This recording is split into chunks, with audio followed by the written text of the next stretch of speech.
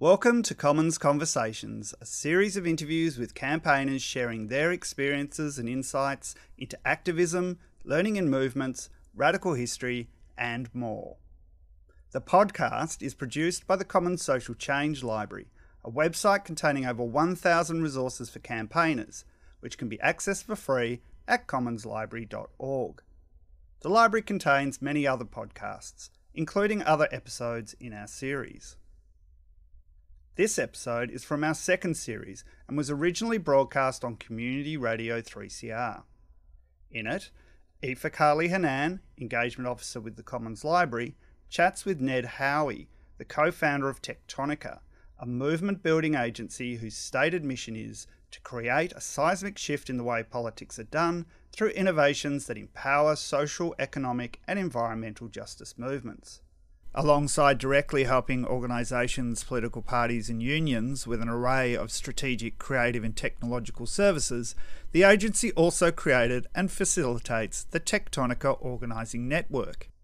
In this conversation, Aoife and Ned focus on the democratic dilemmas, opportunities and challenges associated with new generative AI technologies. They discuss the possibility of these tools to deepen existing biases and power imbalances, but also the possibilities they create for fostering practices which can connect people to social change movements and transform our societies for the better. Before we get stuck into the questions and the actual interview itself, I'd just like to acknowledge that I'm personally tuning in from Naarm, which is Melbourne in so-called Australia, and this is the unceded land of the Wurundjeri Woi-wurrung peoples of the Kulin Nation. So just like to pay my respects to elders past and present and acknowledge their continuing connection to the land and the waterways that I'm lucky to call home. So you work for Tectonica. You want to tell us a little bit about Tectonica, what you do, and how, what Tectonica's position or place is within social movements? Tectonica is a movement building agency, which sounds like a little bit of a strange thing because we don't really have an official industry area for movement building agencies. And it uses tactics and techniques from a lot of different disciplines, basically, both tactical approaches and actual overall work. We don't have something for movement building that's as formalized as kind of the agencies out there that do marketing to support businesses, but we support progressive organizations and campaigns in the work that they do. And we do this in a very specific way. Our mission is basically to create a seismic shift in the way that politics are done. So it's not just about helping have some kind of service for the organizations that we work with, but specifically about helping them innovate in the way that they're doing the work. We work with social, economic, and environmental justice movements. And specifically, we think that if we do the work in the right way, we're also going to be winning. We say often that we could win every single campaign that we work with, and our mission wouldn't be done. We need to change the way that we're doing the work, because fundamentally, the right people are going to be winning, the right causes are going to be winning. If we are tied to and innovate the way that we are doing work, the whole kind of arena of politics should change. So how we do this, a lot of people get confused by too. We have a broad array of strategic, creative, technological services, and the parties that we work with, political parties that we work with, or the candidates, organizations, and unions, it's not just tactical services that we provide. Very specifically, we do provide tactical services, but that's always framed in a bigger picture of unlocking transformational opportunities, not just transactional ones. And really, this is focused towards us rooting the work fundamentally in transforming the organizations so that they can derive their power from the people, from the constituents, from the communities that they're responsible and representing. We do this through opportunities discovery, which we explore with our organizations, kind of what they're not seeing and help them uncover. We believe the communities are the solution, so we help them uncover those solutions within those communities, help them kind of see the bigger picture and have a process to outline what they're missing or what they might be missing. But it comes from them, ultimately the solutions. We also build movement infrastructure. So we help people get set up on CRMs, which help them build contacts and relationships so they can track them, or websites, or full tech stacks, and all kinds of other technological things that help them really power those movements. And we also help support them on people-based campaigns. So this is not just like communication campaigns or whatever. Like we do some branding and comms and things like that, but always with a focus of people-based power as the kind of thing that will actually be able to do this. And the last thing that we have is community capacitation. So we have a network, the Tectonica Organizing Network, TON, which is basically a community of several thousand organizations across the globe, really all over the place, that are really have this kind of transformational mindset in place, and we're really working together to be able to change the way that we're doing politics that is more transformational, that is more focused on people power. And so as we're learning things with our clients and the research we're doing, and as we're looking at resources, at some point we said, well, we're not going to be able to work with every organization in the world, but we have a social impact mission. Let's make sure to share what we're doing. And out of that, we started to create an organization where people support each other. We provide resources for folks. We provide original thought leadership and conduct our own research, et cetera, et cetera. So lots of different things basically to achieve this end goal of trying to make our politics more people-based, because we fundamentally believe that's the way that we're going to achieve these justest ends. Amazing. That sounds really awesome, and a lot of different things to do that you're doing, and you've got your finger in a lot of pies, it sounds like, and also to talk to you at some point about CRM. We love CRM work. I mean, CRM is exciting because there's really this whole range of things that it can do. Some people just think of it in very simple, unidirectional emails and keeping people's data, but CRMs are managing contacts and growing contacts, which have huge possibility because movements are built on relationships, and relationships can be scaled. But you really can use some technology, and CRMs are the way. We call them constituency relationship management systems, and that helps scale those things. Yeah, and I think looking at them as like that thing about relationships between people, rather than, I guess, like especially when I'm looking at different ones, and they're often framed in the business mindset of like people equals profit, So in your article that you have in the Commons Library, The Democratic Dilemma of AI, talk about a range of different ethical dilemmas posed by the integration of AI in political and advocacy campaigns. Can you explain a little bit about them? I should give a disclaimer here, which is I'm not anti-AI. I'm actually super excited and hopeful for AI, and also if we ignore the reality that we're already in the AI age, especially with this new generation of AI that is very powerful, that's more universal, that's AGI is really powerful, LLMs are really powerful. There's things that have really, in these past year, especially the result of the last kind of advancements in the last 4 years, have jettisoned us forward into kind of a new technological age.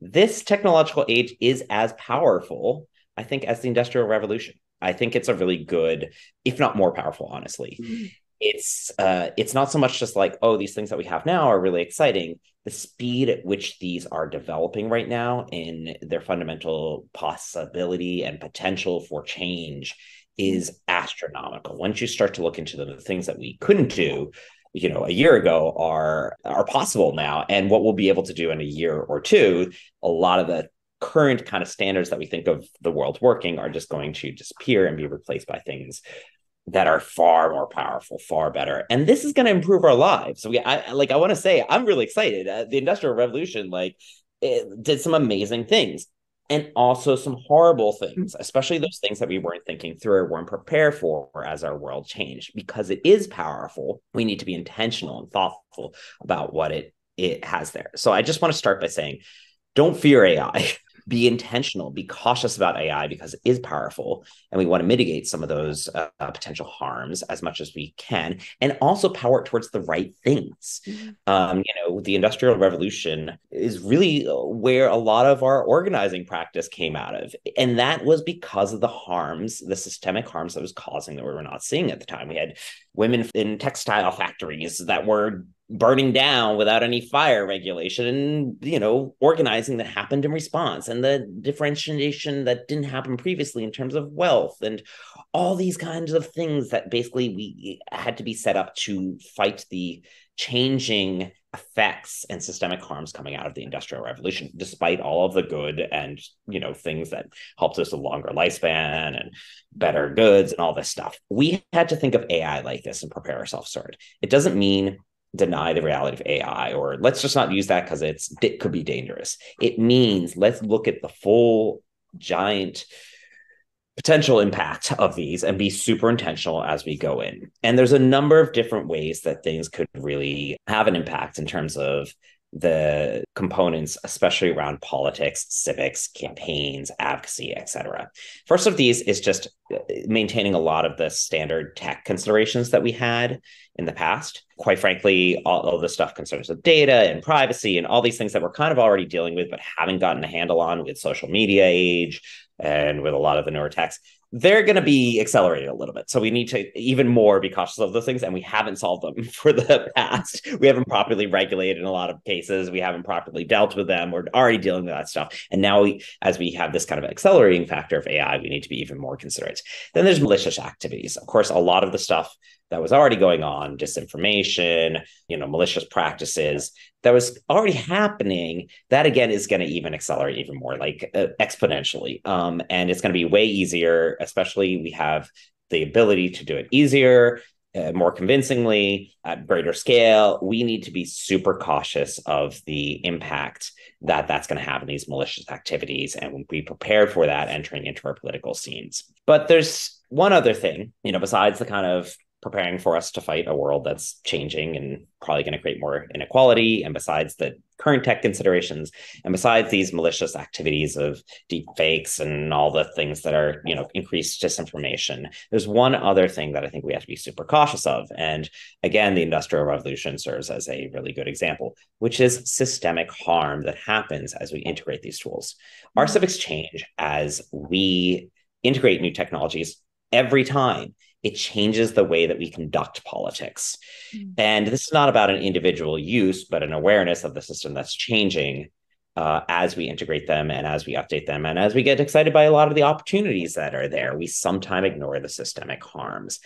What I predict will be most kind of impactful and to me, most concerning about AI are the systemic harms that are going to happen. This is to start with bias. We're bringing in information. It's already super biased. And bias is a complicated thing because in reality, there's no such thing as unbiased AI. Like, we can't expect it to be unbiased. It's pulling from the internet, even the language that we use. The language itself has bias in it. And in the past, we had humans that were representing that language and questioning that language and editing it for their own communities and whatever. This is a universal AI. So it's coming in with a lot of those biases, specifically with a lot of discriminating factors that are mirror all of our just basically slanted privilege in our world. So we've got a global North slant, we've got a very white slant, we've got a very Western slant, we've got very male, like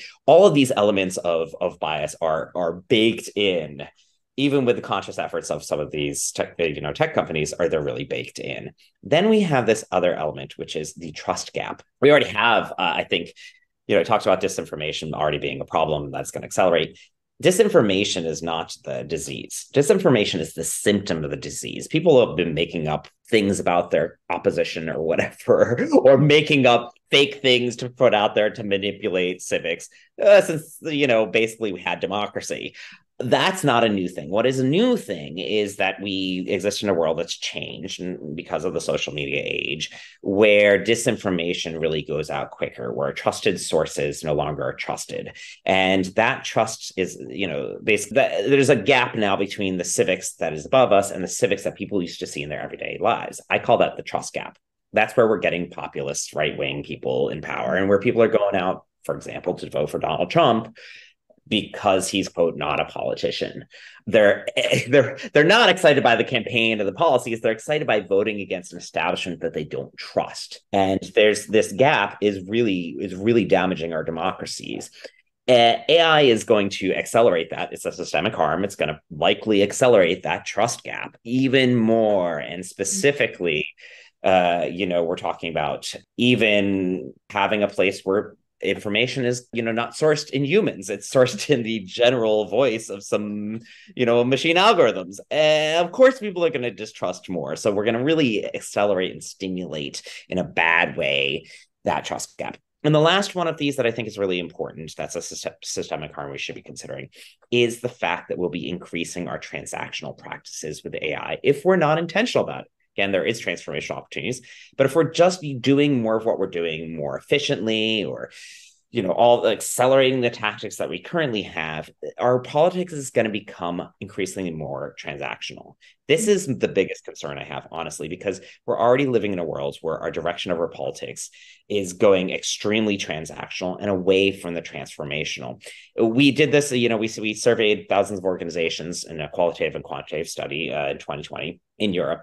And we found that the more personalized an online intervention was, and the more decentralized an intervention, the less likely it was featuring in people's campaigns, despite the fact that people generally agreed that we need to feature across the board on those campaigns. Mm-hmm. So we already have a huge problem with our practices being very focused on unidirectional, being very transactional. And we're really losing this practice that we used to have of transformational political practices. This is going to get even worse systemically with AI for a number of reasons.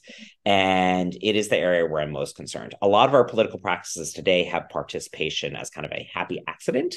People are basically involving people only because they're short on resources. And what we see is these horrible practices sometimes where you actually have an opportunity to fundamentally engage people and bring them to the table in meaningful participation. And they're treating people as if they were machines already, like a lot of field practices that are out there have this opportunity to foster real discussions, have, capacitate leadership, capacitate people to communicate strategically and how they're talking to people that think different. But really, they really just want to do it at a bigger reach, bigger scale, and treat it like it's a giant walking megaphone because they're short on resources and they think this is the best way. Sadly, there's this lost kind of value of that transformational practices in our current politics today. But that's my biggest concern for the systemic harm that we're going to cause if we're not intentional about the way that we apply it, because actually there are ways that AI could increase the transformational. We're just not doing it yet. Would you say a large part of that is just because we're kind of playing catch-ups at the moment? Like we have this new thing introduced, and so it, of course, is embedded with the issues that already exist in our society. And so we're kind of trying to play catch-ups rather than sort of setting it up to already be able to integrate it better into our movements. Yeah, I think there's a couple of things here. And yes, we're trying to play catch up because we really have damaged our civics from the social media age and haven't figured out how to address that yet. And already there's a new age. There's a new technological age. We're introducing something new that's going to even accelerate the problems that we have. We haven't solved for those problems yet. We haven't. And, fundamentally, what I think is interesting is when we look at the short term on these tactics, they look like they're working. As we step back and look at the bigger, with the impact upon civics, the impact upon progressive movements, the impact upon democracy, we're losing the game. We're losing, it's just a series of these kind of Pyrrhic victories that we have with tactical practices. Ooh, we raised a lot of money. And ooh, we grew our list really quickly. And oh, look we finally figured out how to get more people to be members. Even those practices are getting worse and worse in the moment because we're so focused on reach and scale and short-term outcomes that the entire ground beneath us is shifting in the wrong direction. As we think we're making these little wins, we're losing the practices that we had and the bigger value that we had in the past. And that will probably get worse unless we're intentional. Again, there's opportunities about it with this new technological age. There's opportunities that are great. We just need to be intentional and value the bigger picture thing over these short-term returns. And I'll be quite frank, the short-term returns are in a lot of cases coming from the fact that a lot of the texts that we're using for politics, the playing spaces that we have in politics, and the industry that we've built around politics are guided by market forces. Whether you're capitalist or not a capitalist or whatever, civics has different drivers than market force drivers. And the entry of these market force drivers kind of through these technologies really are going to favor short-term outcomes, which is, a good example and one that should be a cautionary tale from social media, for example, is the these platforms that we're going favor all the things we don't want in a good civics: simplicity, hate-based messaging, fear, looseness with the facts, a disengagement. That's because they're built to sell us shoes. They're not built for civics, and they're certainly not built for transformational civics. Yeah, I was wondering if you have any specific examples around AI in particular, if it's already been used in any campaigns that you know of. I don't know, I know you had a campaign recently, you had an election recently in Spain.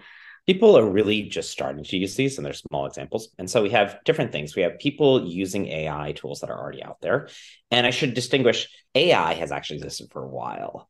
When we're talking really about AI right now, we're mostly talking about this new generation of generative AI tools that are, very different. LLMs, AGIs, these things that didn't exist a few years ago. But it's to note that AI has been already playing a role, obviously, in social media algorithms, in a lot of the tools that we already use day to day. Like, AI has existed for a while. It's this new generation of AI that's very specific. And with this new generation of AI, I think that there's lots of use cases of, as people are applying them in their day-to-day work. The results of that is really new. I know a lot of the civic techs too are just being developed right now. Almost any civic tech that's basically, focused kind of AI first is at best in beta. Most of them are still in development. So I see experiments that are happening out there right now in little cases that people are using them in tactics. But I don't really have great examples of specific campaigns which are very putting AI technology at the forefront because it's so new. I am excited by a few of the techs that are out there and the way people are utilizing them in some of the civic techs that we have. Open Field, for example, I know is developing a field CRM, really cool one with kind of a very good mindset about good political practices. They're developing right now a AI component that's going to help field organizers process information in a more efficient way, that's going to bring that information back and culminate it so that it impacts the campaign. So that's a great connection directly to the community, taking information that's going to then impact, hopefully, the campaign and better represent accountability to its constituents. I'd say most people are using them to speed up their transactional practices, whether that's fundraising or targeting and digital ads. Like, those are the more prominent experiments that are happening right now. And I wouldn't say across the board those are bad practices, but they're ones that I'm less excited about because they do have this possibility to further increase the transactional while kind of decaying the transformational potential. I'm not against transactional practices and tactics. We need those. We need those constantly in our campaigns and our mobilization, but we're really heavy on those compared to the transformational politics that really are key to us moving progressive causes, not just winning campaigns, but moving the societal consensus through movement building. Yeah, you've already talked a bit about the most prominent ethical considerations, but you did also talk in that article that you wrote about the increasing ability of AI to mimic or attempt to mimic human interactions. How do you believe this raises ethical considerations in the campaigning space? To start with, it's amazing to see how little people have thought about this. And I'm saying this as a open and proud nerd. This is the central topic of half of the sci-fi genre over the past century. You should not be shocked by the fact that AI can mimic human interactions. I feel like I've been studying this since high school with every episode of Star Trek and every Philip K. Dick novel. And I don't know how people are not talking about this and missing this. I certainly have my mind on this. And yes, since our first kind of thinking of machine building from Alan Turing, the Turing test literally is, can a machine replicate the experience of being another human? This is central to this technology, how it's changing, what it's presenting. And I think there's something that has to be very much thought of here, which is this is the real differentiation between any technology that humans have had before. It can replicate the human experience, okay? It can replicate very well and increasingly well the relationship and the feeling of that relationship that humans have. We are built, first of all, as a social species. That is literally where we came from. That is baked into our core as a species. So we will have a very large tendency to even project upon connections, human connections, onto like inanimate things. Now we have things that like read almost as though you're chatting with another thing, and those things are becoming more real. That's in some components exciting, but in some components should be very concerning and opens up a whole Pandora's box of other concerns, specifically in civics. And why in civics? Because civics is how societies make decisions. Civics is how we as individuals and communities make decisions together for better long-term outcomes. You know, things like saving our species from the destruction that we're doing, or from the systemic harms of power and power differentials. Like, this is the core of our democracies, is built on how people relate to each other, and fundamentally with transformational practices, with practices that are about progressive movements. It's where we build power. It's through relationships, movements. The foundational part of movements is the connections that we have. The difference between just, I'm not going to pay my rent, and, hey, my whole building's not going to pay my rent because the relationship is bad, or we're going on strike, is the relationships that we have to each other. And so when we're entering a factor that can mimic human relationships, it's going to completely upend the game in terms of transformational participatory democracy. It's going to upend the game in terms of the trust that we have for each other. And if we're feeling fooled, you know, if that campaign message is coming out from a machine, not a candidate, and we're feeling betrayed by that, if we have a relationship really tricking people and we're not authentic with people, that authenticity, that trust is going to decay. And fundamentally, too, if we're just replacing the places where we have real humans authentically right now with machines, we're going to be both losing the practice of doing democracy. Democracy is something we do, not something we have. And we're going to be decaying all the potentials that we have for the fundamentals of movements. I think that the AI age, if we're not intentional, could be the death of movements. I fundamentally believe it. And if it's the death of movements, then we're stuck with the world that we have, and a world that is naturally, through the systems that we're having, getting more unequal, more unjust, more unfair. We need civics. We need the practices that we have for justice in our world.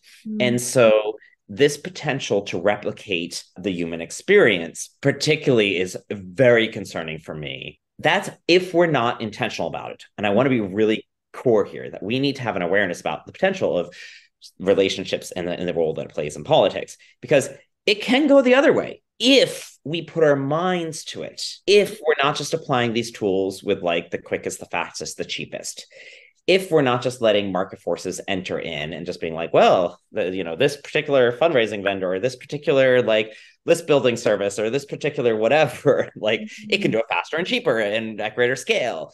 If we have intentionality about it, it actually could go the exact opposite way, because these tools are powerful and do open up real possibility. So I am not a robot. You're not a robot.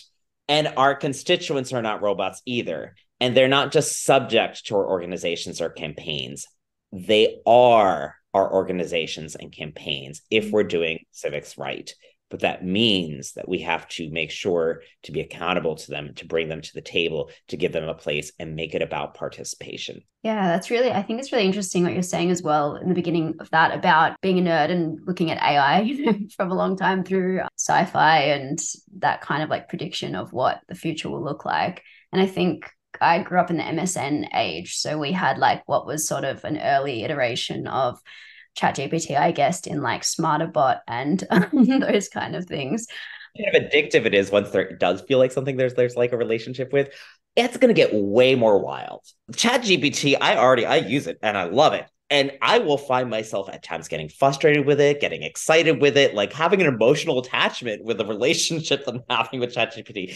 Imagine these companies start entering in commerce, marketing, products, influencing the way we think about these things, or reinforcing the thoughts that we should have about the system being okay and the power differentials in the world being okay. Like, get a lot of problems that could come up with these technologies if we're not very cautious and very intentional about them. Well, we've talked a bit more about the kind of impact it'll have the larger scale sort of macro level. But in terms of like in smaller organizations, advocacy organizations, the sort of, what would you say some of the main considerations or ethical dilemmas are in comparison to those sort of, if there's a difference, I guess, between the two? So one thing here, when I'm talking about systemic harms to consider is that a lot of small organizations, I saw this in the past, they were like afraid to go on like Facebook because they thought, back decades ago, because they were afraid because they heard terrible things about Facebook. But it was like, oh, you're just seeding that ground. You're not actually helping the systemic impact of this by seeding the ground to negative players. And I think while we have to look at these bigger picture systemic harms and take them on and be conscious about them, be conscious about the way we're using them, we also have a really big potential threat, especially for those smaller campaigns that are not really going to have, that impact of it.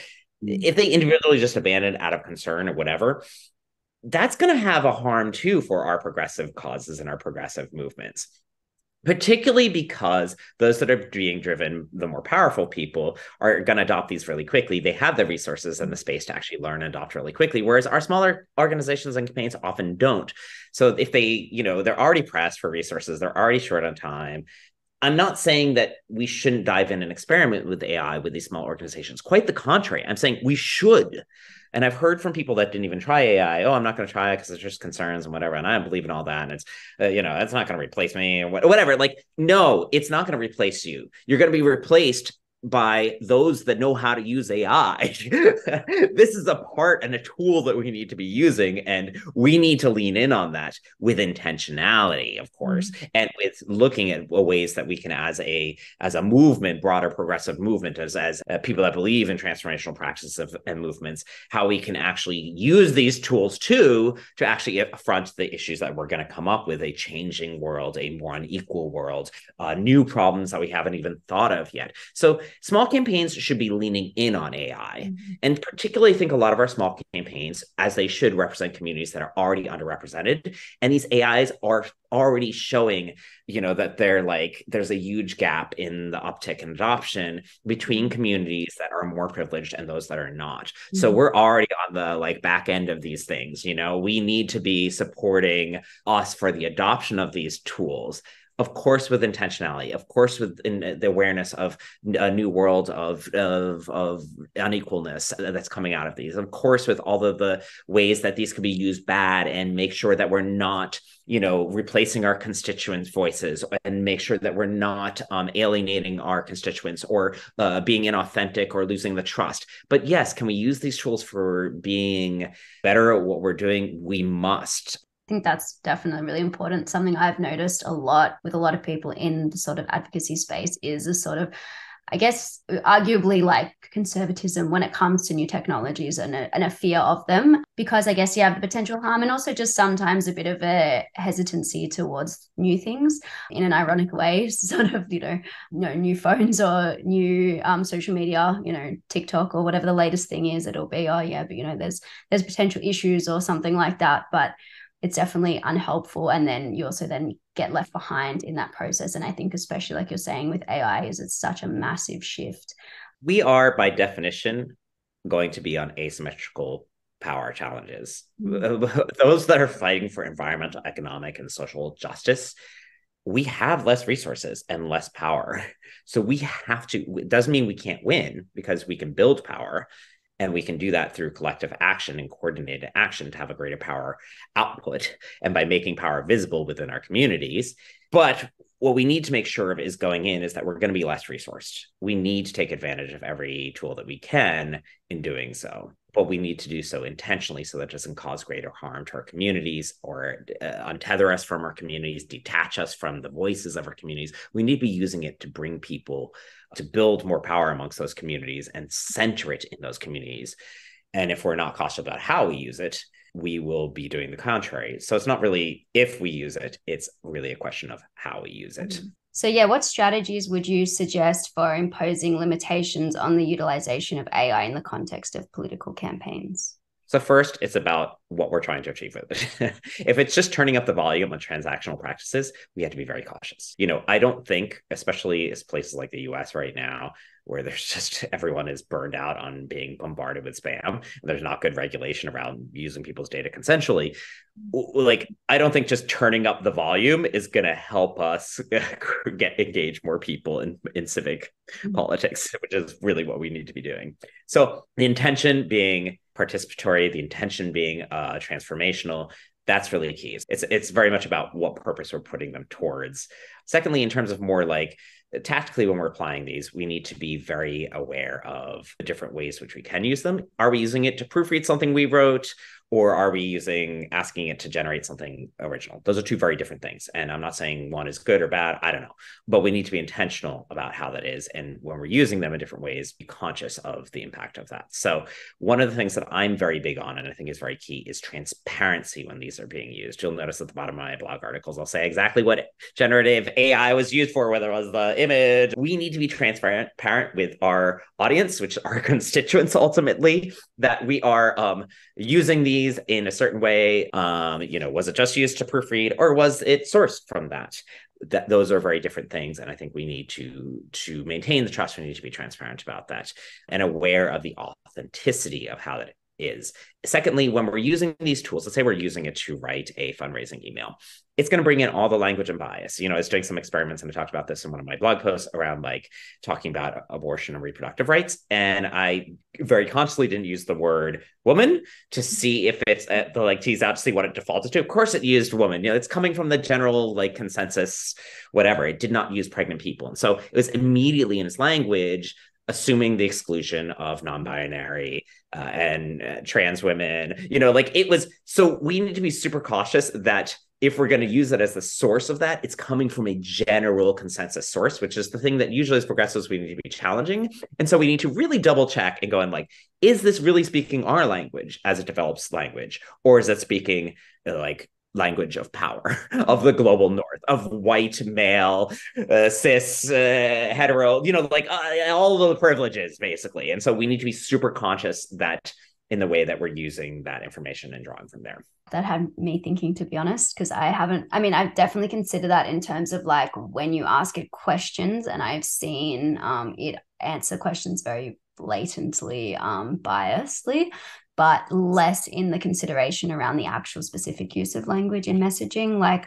I guess, when I do use ChatGPT, I use it in a very kind of like conversational sense to like sort of generate messaging rather than getting everything from that source.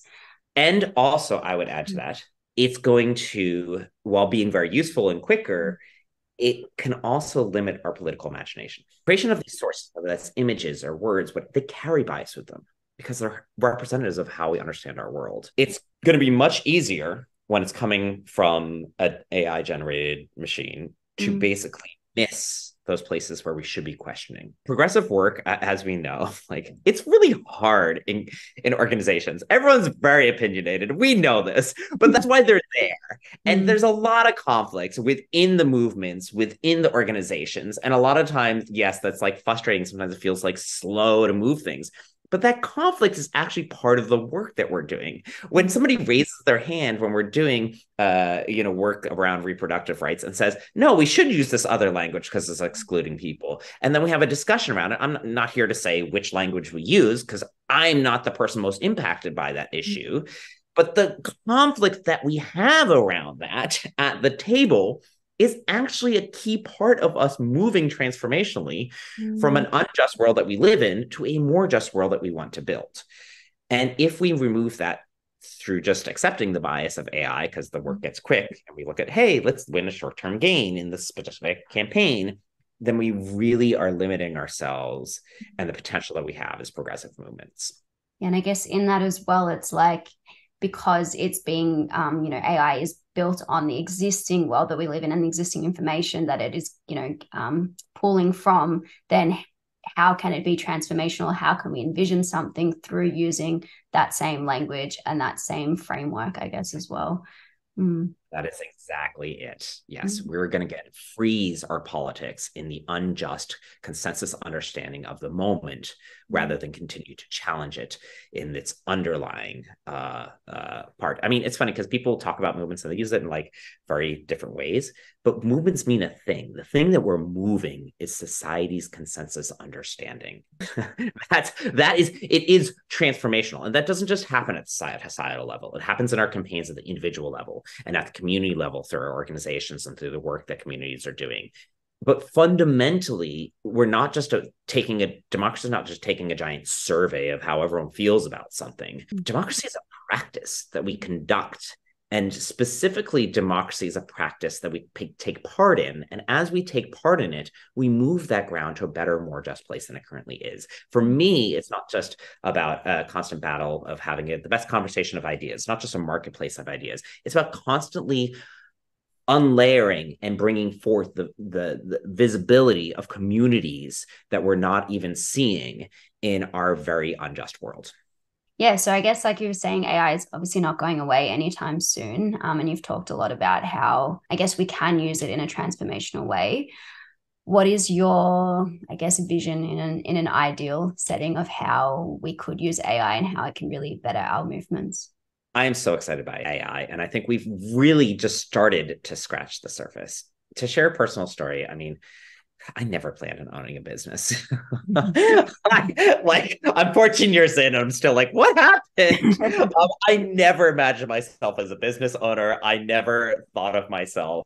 To share a little bit of my story, like I always was an activist, and since I came out at the age of 14, was very, very radicalized and seeing the injustice of the world, gained a consciousness through that experience of privileges and injustices of power that other communities had, not just the ones that I was part of, and was always very active. I worked in homeless services. My first career for almost a decade was in homeless services in San Francisco, seeing the impact of how badly our civics and our societies fail certain people. And after quite a time working in that and seeing things that were just unimaginable, I really wanted to go work on systemic underlying problems that were creating this situation. And I went off to study a master's in public policy at UCLA. My first week of classes, my husband died, 31 years old, completely unexpected. Couldn't imagine something like this happening. And my life just exploded. On a one-way ticket, I moved to Argentina and had to figure out what the heck I was going to do with my life. A year later, we started Tectonica, my business partner, Mariana, and I. And she's from small town Entre Rios, which is a province in Argentina. She never imagined opening a business either. We both kind of had activist backgrounds. We both studied literature, not even politics. We never imagined opening up a business. It was beyond our, it's kind of, we had no connections, no capital, no, not really the right experience that we should have had in this world.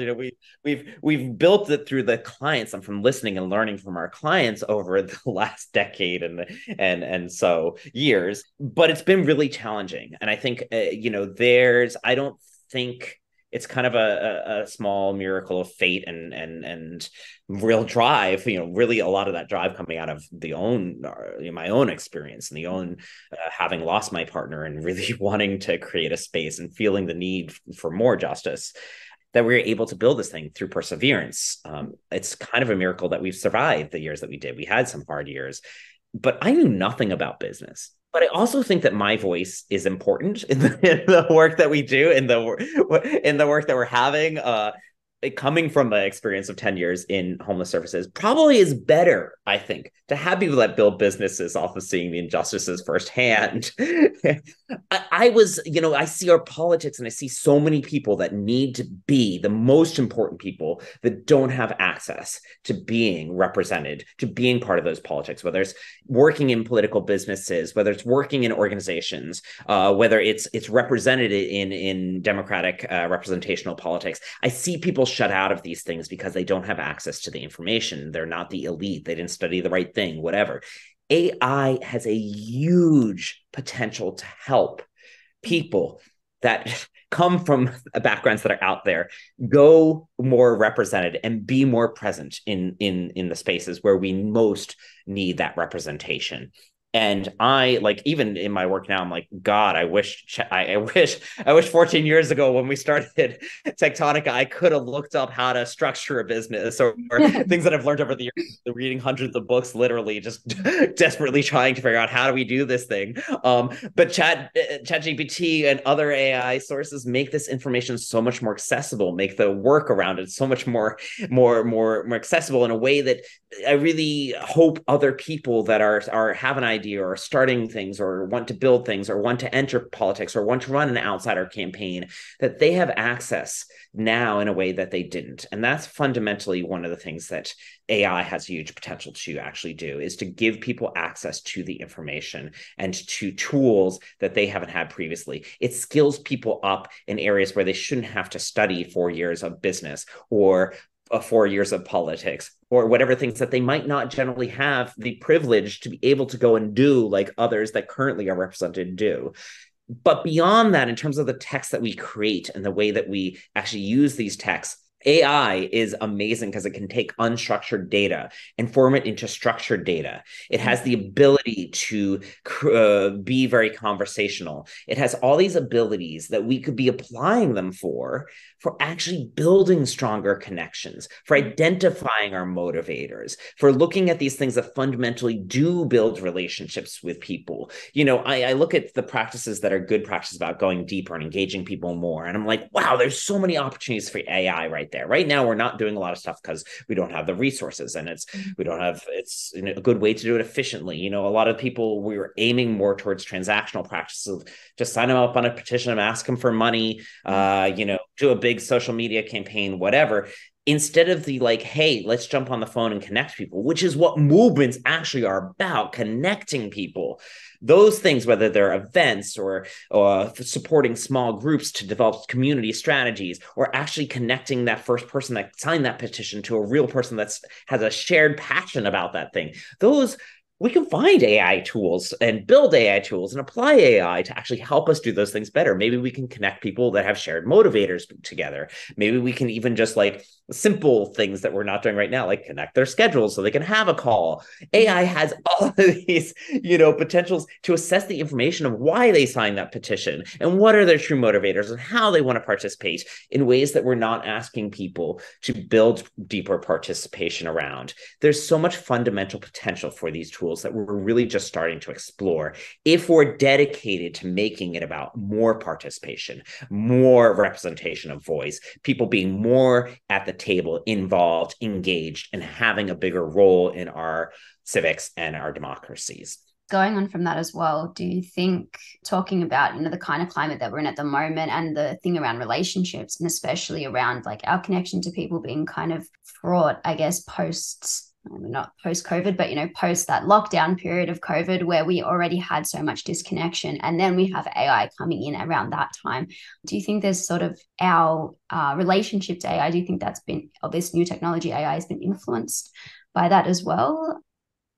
I think that we don't even see coming what's coming. And that's kind of why I'm trying to use the information of looking historically, looking at what the problem that we have with politics, which I think is most people working in politics are not even seeing or concerned with, and looking at the very specific, unique factors of AI and that they bring in to kind of predict what we should be looking at as we come up with this politics.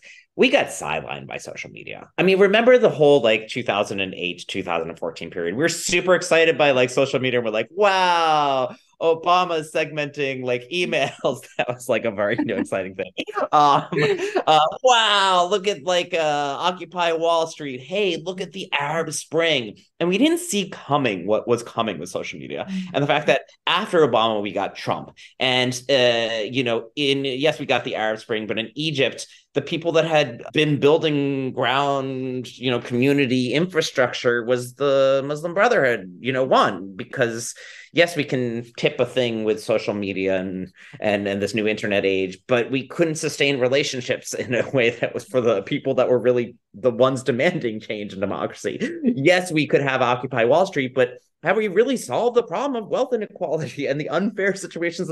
No, we haven't solved that at all. We were very short-sighted and got very excited by the potential, as we should have with social media, without seeing the potential systemic damage as it was integrated. We're just beginning to imagine what this AI age is going to look like and how it's going to impact our civics and our politics. And we should be excited, and we should be leaning in and going forward. And we should be doing that with a long-term foresight of the current context that we sit in, with an unjust world and with a politics that is deeply damaged and going against democracy and going against our progressive causes. We are losing worldwide right now. So yes, we should get excited, but we should get excited by making sure that it's going in the right direction in how we're accelerating things. We don't even know a lot of stuff, and I don't know. I'm thinking it through a lot, but there's things that I am sure I'm totally missing.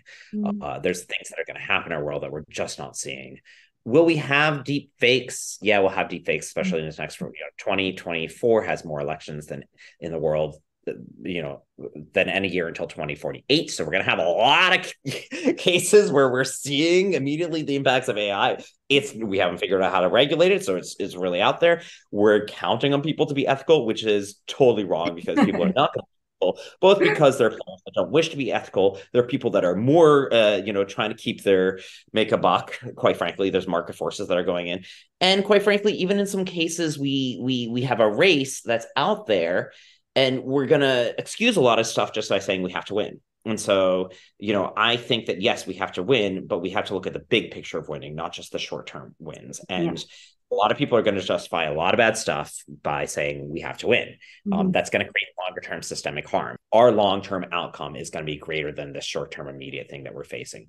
And if we damage our democracies as we're gobbling up the short-term wins and quick efficiencies, whatever, we're really gonna create a bigger problem than the problems we're solving. So yeah, excited about the potential, and also let's do it intentionally. Let's not head in the wrong direction. Let's head in the right direction for what we're trying to solve for and the world that we're trying to create. This is fundamental. I just want to say this, for me, is what civics is about. Right now, we're basing a lot of our politics on the immediacy. Yes, we can get immediacy out of our politics, especially with the social media playing field that we have, with fear and with hate and with the worst of our human emotions. But we, as I mentioned, are social species by our nature, and actually the best of our civics, the best of people coming together to make decisions, better long-term decisions, which we know we can do, is because we have these distinct human emotions for social capacity that can have us build better long-term solutions. If we build our politics on that, on our desire to belong as a group, as our caring for one another, as our worry for our future generations, and as our love, it's not that those are less powerful than the fear and the hate and whatever. They're less immediate, but they're stronger emotions. And if we can lean in on those in the core of the politics that we build and how we apply our new text and how we value our politics, it's the only way we're going to save our species. It's like we have these capacities as humans to have better outcomes as societies if we're intentional about it, if we come together to make better decisions than just our individual immediacy, that we faced with. So I have hope. I have a huge amount of hope, but I also think that we need to have discussion and intentionality and be conscious of that potential of civics, which is built a good civics on our potential of responsibility, community, shared caring of each other. And fundamentally, without sounding too much like a tree hugger, which I am a little bit, love is what drives our making better decisions. It's from whether that's collective action like a strike, or whether that's saving our species from the destruction that we're doing. Our politics can be based on love for our fellow humans, and love for our community, and love for each other. And I know it sounds super idealistic, but when we're faced with, hey, do we have to simplify that Facebook message so it gets more reach, versus can we ask somebody to come to the table to say, how are we going to stand together in power? I think that's the actual choice that we're facing right now. And where AI, that's going to be the choice that we're going to make. Are we going to go one way? Or are we going to go the other as we're faced with these new tools as they impact our civics?